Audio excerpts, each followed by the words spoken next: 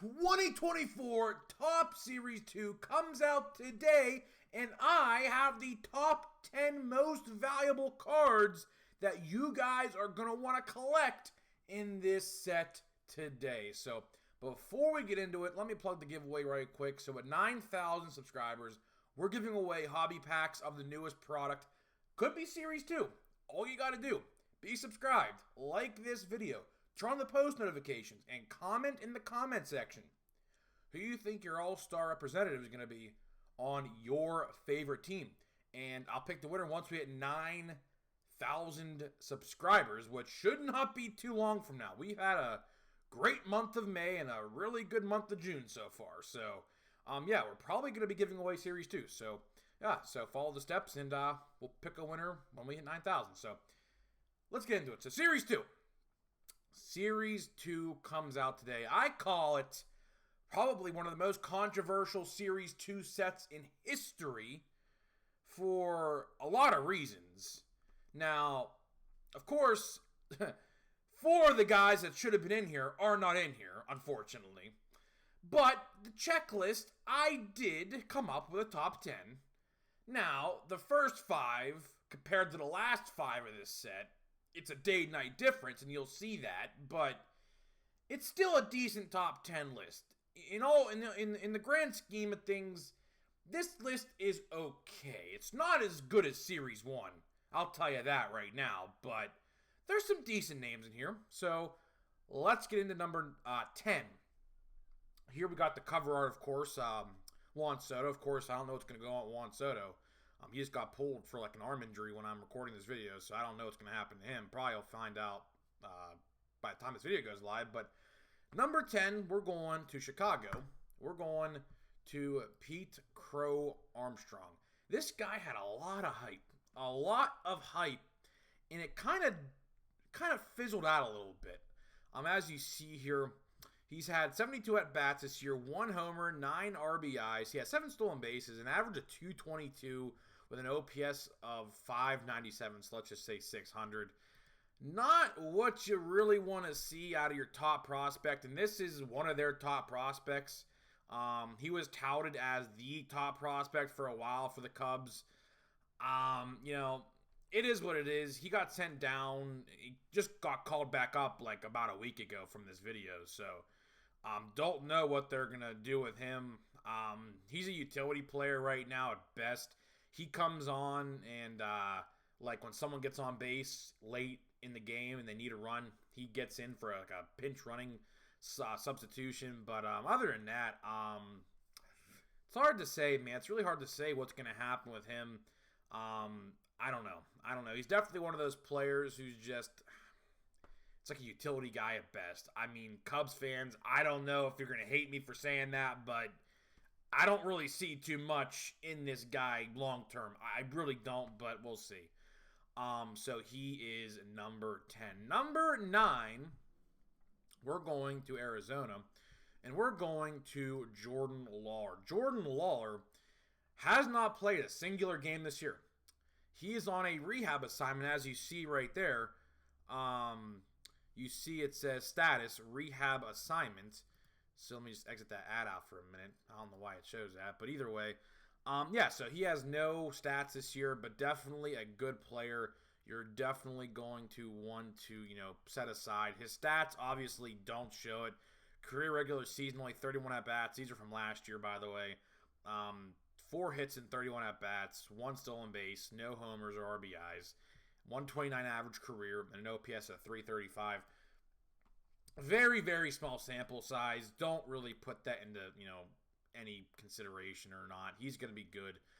He's hurt. He's coming back. Looks like he's going to be coming back soon because it looks like he's on his rehab assignment right now. So, the Diamondbacks need him, man. Diamondbacks need him. They're really struggling this year. Corbin Carroll especially. Corbin Carroll has struggled this year, to say the least. So, if they can get something out of this guy to help that lineup, of course, the defending National League champions, that is. We'll see what happens with him. But there is number 9. Number 8, this is going to be an interesting one. I don't know how many people are going to agree with this one, but we're going to go to number 8, and we're going to Austin Wells. Austin Wells of the New York Yankees, a catcher, touted once as a very top prospect for the Yankees. The Yankees, I mean, they churn out prospects and these guys like nothing. Speaking of which, Jason Dominguez, by the time this video goes live, should be back in the majors. We'll see. He got literally pulled from his game yesterday, mid-game, so should be back. But of course, this video is like 6 days in advance, so don't really know. But either way, Austin Wells, a catcher. He's definitely a good, I would say, a good defensive catcher. As you see here, he has a 196 average, an OPS of 578, 1 homer, 6 RBIs, and surprisingly 1 stolen base. See, here's the thing with catchers, right? Catchers nowadays, they don't hit for average. They don't. I mean, sure, you got William Contreras of the Brewers. That's probably the best catcher in the league. JT Realmuto. You got a couple guys, a couple catchers who hit for average in the league, but the most of them, I mean, if you look at their stats, they're pretty much similar to what Austin Wells is doing. So, as a catcher who can call games, frame pitches, and, good defensively like he is, I really don't look at these stats and say, you know what, those are terrible, because a lot of the catchers nowadays, they're just defensive guys. They are. That's just how they're built now. Catchers really nowadays, the new generation at least, they just don't hit for average and things like that anymore. So even with like a guy like Henry Davis, he struggled mightily in the majors so far in his career. So it's just, I don't know. It's just how they're built nowadays. So it's hard to say. So here we got what would this be? 8. So number 7 on my top 10 list, we are going to Cincinnati, and we are going to Noelvi Marte. Now, again, with Noelvi Marte, Noelvi Marte has been suspended for PEDs the entire year so far. Now, we are, as of right now, on game 65. So, with that being said, he is very much close to coming back. I mean, by the time this video goes live, he'll probably be a week out. A week or at least a week and a half out of coming back. Don't know if he'll go up to the majors immediately. They might put him in AAA just to get ramped up. But you'll definitely see Noelvi Marte in the Reds lineup probably by the 4th of July. That's just my guess. Just timeline-wise, it just makes sense to me. But either way, his stats from last year, 316 average. He got 3 homers, 15 RBIs, and an OPS of 822. Now, if he played this year, chances are, if he actually played this year, chances are he was probably going to make the top 3 of this list. I mean, the projections he has, this guy's good.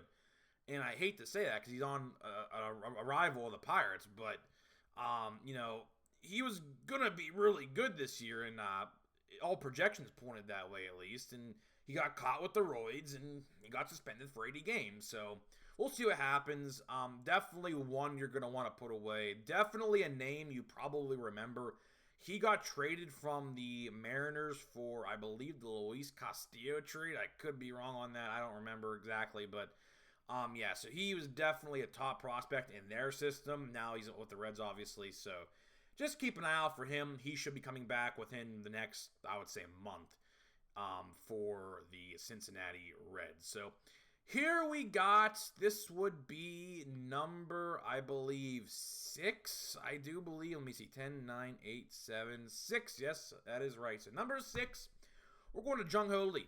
Jung Ho Lee of the San Francisco Giants. Now, unfortunately, he is out for the rest of the year, which sucks because he was definitely one of those guys, even in the free agency market last year, in the offseason, it was like a very touted guy. Like, people were trying to get him. So let's look at his stats. 145 at bats, 38 hits, 2 homers, 8 RBIs, a 262 average, and an OPS at 641. Pretty serviceable. I will definitely take that any day. He was pretty good contact guy. I mean, he really can't ask for much. He was pretty fast on the bases as well. So it sucks to see him out the rest of the year. Like I said, he had some, I believe it was an arm injury of something like that. I don't remember the injury exactly, but he is definitely out for the rest of the year, unfortunately. So those are his final stat lines of his quote-unquote rookie year. Now, he might be still considered a rookie next year. I don't know exactly how that works. I don't think so. I think he actually put the qualified at-bats in to not be considered a rookie next year. So we'll see about that. I'm not too sure how that works. So now we're on to number 5. And this is where things are going to really ramp up here for this set. It really started with Jung-Ho Lee. But after now, like 5 on, you're going to, really ramp up here. So you'll see that here in just a second. So number 5, we are going to Boston. Now, a lot of you guys may not even know who this is. If you're an AL East fan, you might know who this is. But if you don't follow the Red Sox and are not a fan of the AL East or a team in that division, you might not know who this guy is. And it's Wilyer Abreu. Wilyer Abreu. Probably didn't even know this guy even existed, most of you guys. So let me show you his stats. Right now, he's on the 10-day injured list. I think he sprained his ankle or something. My friend was telling me he's a Red Sox fan. Either way, 272 average, very good. OPS of 829, that's very good. He has 169 at-bats, 46 hits, 6 homers, 22 RBIs, and 7 stolen bases. That's really good. I mean, that is really, really good. A lot of people didn't even have this guy on their radar to be a top guy, but here we are at number 5, and this guy, I mean, it's kind of funny because he was having a terrible season until he played the Pirates like a month and a half ago, and the switch was flipped, and this guy has been on a tear ever since they played the Pirates, of course. But either way, definitely a guy, if you see and you don't know who this guy is, you're going to want to sleeve and top load him. I believe he has autographs and things like that in the set as well. So if you pull this guy's autograph, I would definitely keep it because you're going to look at this guy and you're going to say, who is this guy? And you do some research like this and you're say, oh my God, this guy is actually really good. So either way, he is the number 5 on this list. Number 4, we are going to one of my personal favorites of this list. We're going to Junior Caminero. Junior Caminero, one of my favorite guys probably on this list. Now, unfortunately, he is also injured. A lot of these guys, a lot of them are injured, man, are out. But either way, I think he's going to be out for a while. It says 7-day injured list, but from what I was reading, it's going to be like a couple months, unfortunately, for him. But either way, his stats so far this year, only 34 at-bats. He wasn't even in the major leagues, I don't think. Like, he got called up for like a couple days and got sent down like immediately again. He was actually in AAA when he got hurt.